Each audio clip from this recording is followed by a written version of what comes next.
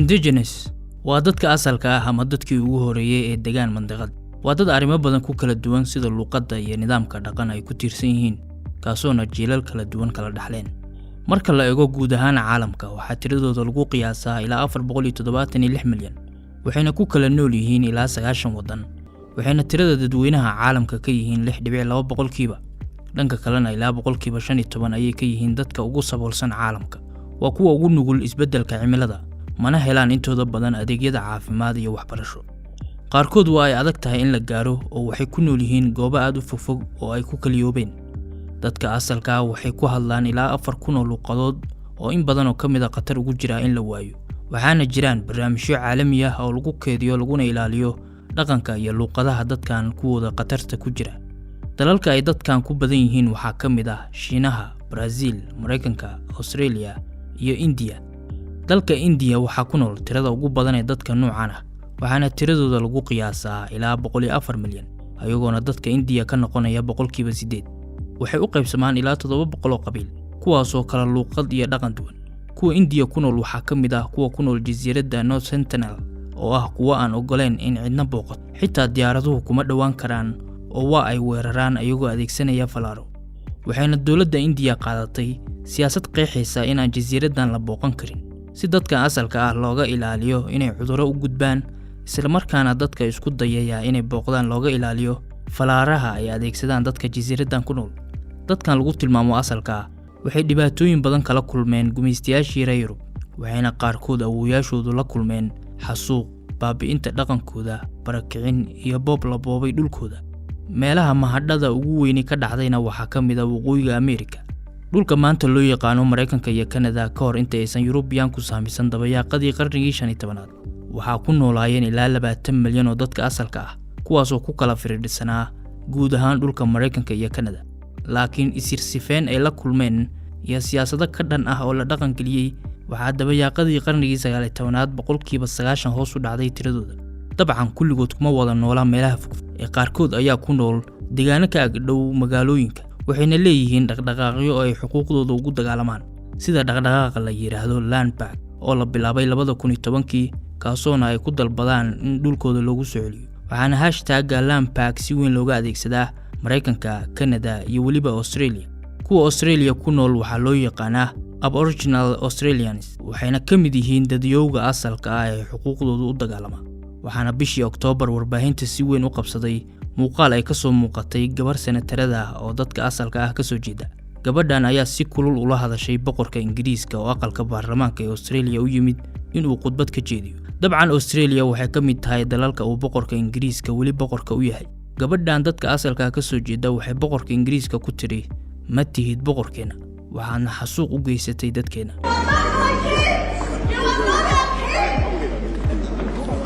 Maalmahan waxaa si weyn warbaahinta u haystaan dadka asalka ah ee dalka New Zealand.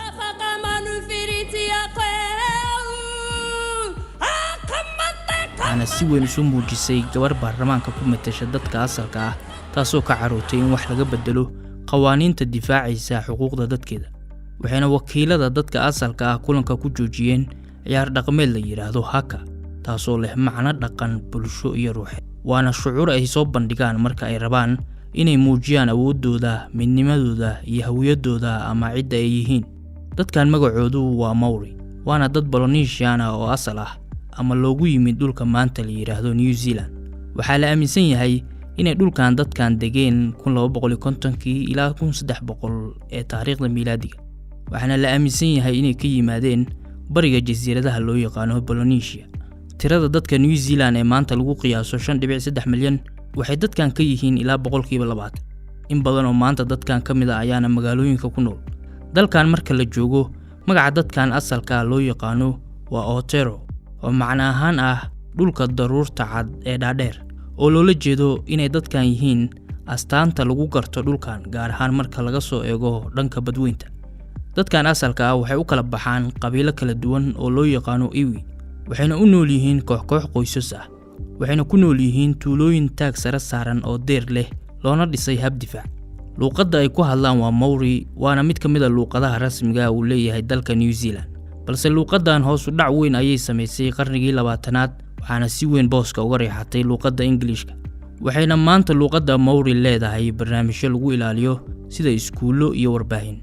farshaxano badan ayaa jira oo dadkan lagu garto sida xardhidda ama qoridda geedaha iyo taatuuga oo si weyn u xiiseeyaan.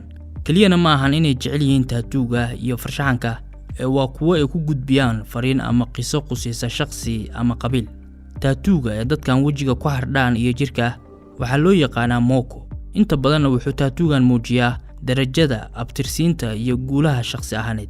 waxaana la ogol yahay dhowr qaab oo soo jireen ah isla markaana dhaqanka qayb ka ah.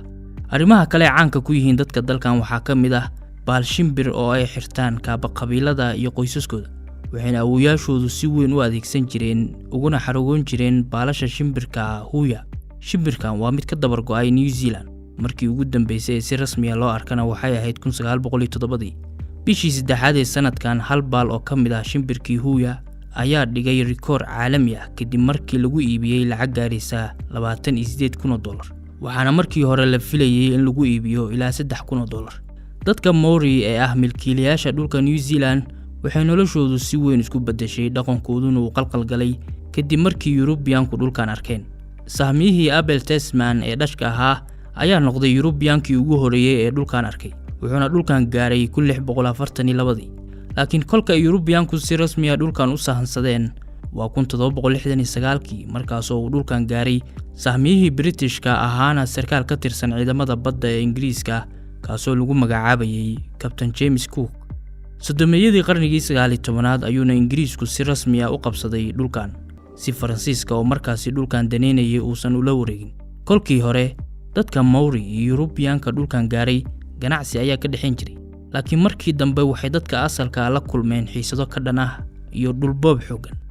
1840 dadka asalka iyo Ingiriiska waxay wada galeen heshiis lagu magacaabo Watayi, waxaana saxiixeen ilaa 500 oday oo dadka asalka ah.